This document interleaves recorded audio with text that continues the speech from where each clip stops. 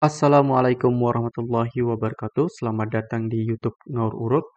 Di video kali ini kita akan menjawab tema 8, subtema 2, pembelajaran 4 di halaman 79, 80, 82, 83, dan 84 pada kelas 5. Baik, sebelum kita menjawab, jangan lupa kalian like video ini kemudian subscribe channel ini agar kita dan teman-teman dapat menemukan video-video yang ada di channel Ngaur Uruk ini. Baik, untuk halaman 79, di sini kita diminta untuk menuliskan pengertian serta ciri-ciri dari usaha ekonomi yang dikelola oleh kelompok. Di pembelajaran sebelumnya, kita belajar tentang usaha ekonomi yang dikelola oleh perorangan. Nah, di kesempatan ini, kita akan belajar tentang usaha ekonomi yang dikelola oleh kelompok.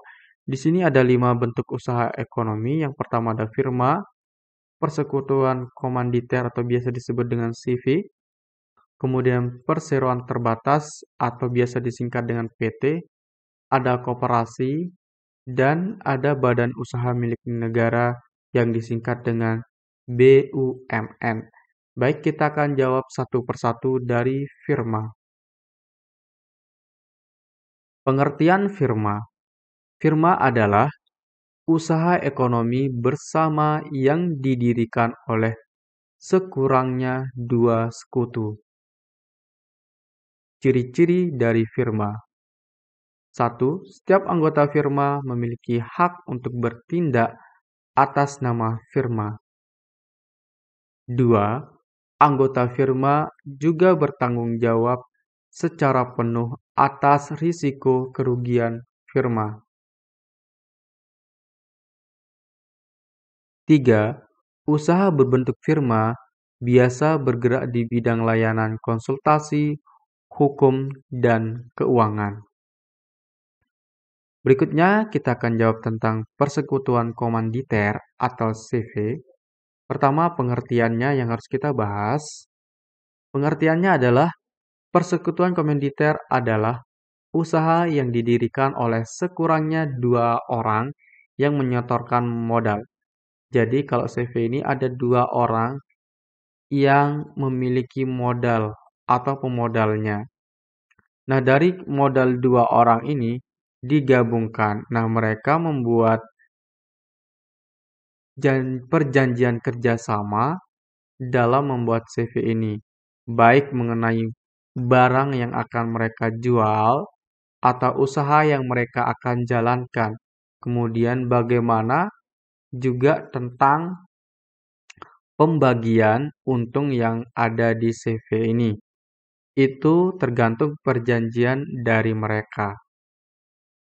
Berikutnya ciri-cirinya adalah yang pertama, pada CV terdapat 2 jenis sekutu yaitu sekutu aktif dan sekutu pasif. Nah, di sini dijelaskan mengenai sekutu aktif berperan sebagai investor dan pengelola CV. Nah, kalau dia menjadi sekutu aktif, dia selain sebagai pemodal, dia juga menjalankan atau mengelola CV tersebut. Berikutnya, sekutu pasif berperan sebagai investor tanpa terlibat dalam pengelolaan CV. Jadi, sekutu pasif ini hanya memberikan modal dan dia hanya akan menerima untung dari modal yang telah diberikan kepada pengelola.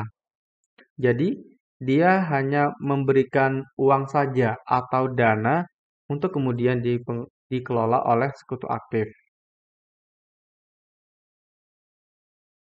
Berikutnya, perseroan terbatas. Pengertian dari perseroan terbatas kita akan bahas. Perseroan terbatas atau PT adalah usaha bersama yang modalnya berupa kumpulan saham. Ciri-ciri dari perseroan terbatas yang pertama, setiap saham memiliki nilai nominal tertentu. 2. Pemilik saham akan memperoleh keuntungan berupa dividen. 3. Sahamnya dapat diperdagangkan di pasar modal. Berikutnya, pengertian dari koperasi. Koperasi adalah badan usaha yang beranggotakan orang-orang atau badan hukum koperasi dengan melandaskan kegiatannya berdasarkan prinsip koperasi sekaligus gerakan ekonomi rakyat yang berdasarkan atas asas kekeluargaan. Ciri-ciri dari koperasi yang pertama dibuat berdasarkan asas kekeluargaan, kemudian kedua beranggotakan lebih dari 2 orang. Jadi di koperasi itu banyak orang yang memiliki modal dalam menggerakkan usahanya. Berikutnya kita akan jawab tentang BUMN. Pengertiannya adalah badan usaha milik negara atau perusahaan negara, yaitu sebuah perusahaan yang seluruh atau sebagian besar modalnya dimiliki oleh negara. Ciri-ciri dari BUMN ini bergerak di bidang usaha yang bersifat strategis atau vital, misalnya bidang listrik dan telekomunikasi. Berikutnya kita akan jawab di halaman 80 tentang Ayo Berkreasi. Buatlah clipping mengenai jenis-jenis usaha ekonomi yang dikelola secara berkelompok. Ya, kita akan membuat clipping mengenai 5 jenis usaha yang dikelola oleh kelompok di atas tadi. Baik, yang pertama ada koperasi. Ini contoh clipping yang kita buat dari jenis-jenis usaha kelompok.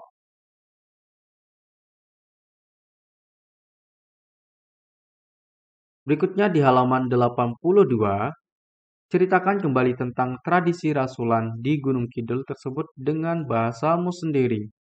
Tradisi rasulan di Gunung Kidul. Masyarakat Gunung Kidul mengenal tradisi rasulan. Rasulan biasanya berlangsung beberapa hari. Ada berbagai kegiatan dalam tradisi rasulan. Di antaranya adalah atraksi seni wayang, kulit reok Ponorogo, dan lain-lain. Puncak keramaian terjadi saat kegiatan kirap. Di akhir kirap, warga melakukan doa bersama di balai dusun. Tradisi rasulan merupakan aset budaya yang harus dipertahankan karena melestarikan jiwa kebersamaan dan semangat gotong royong, serta menjadi wadah melestarikan kesenian. Berikutnya kita akan jawab di halaman 83. Ayo renungkan, pengetahuan apa yang aku pelajari hari ini? Hari ini saya belajar tentang jenis usaha yang dikelola oleh kelompok, menceritakan kembali tentang tradisi rasulan di Gunung Kidul, serta membuat clipping tentang jenis usaha. Keterampilan apa yang aku latih hari ini? Hari ini saya melatih keterampilan tentang cara membuat clipping jenis-jenis usaha yang dikelola oleh kelompok. Masih di halaman 83, sikap apa yang aku kembangkan hari ini? Sikap yang aku kembangkan hari ini yaitu sikap menghargai usaha orang lain, menghargai karya orang lain, dan sikap ketelitian dalam membuat clipping. Apa yang dapat aku berikan kepada lingkungan dengan pengetahuan, keterampilan, dan sikapku? Saya dapat memberikan keterampilan membuat clipping tentang menjaga kebersihan, bersikap baik, dan sopan santun kepada semua orang. Nah, di sini kamu diminta untuk bekerja sama dengan orang tuamu. Kamu menanyakan orang tuamu mengenai adat istiadat yang berlaku di daerah asal orang tuamu. Nah, itu saja merupakan kunci jawaban di pembelajaran 4 kali ini. Semoga bermanfaat. Assalamualaikum warahmatullahi wabarakatuh.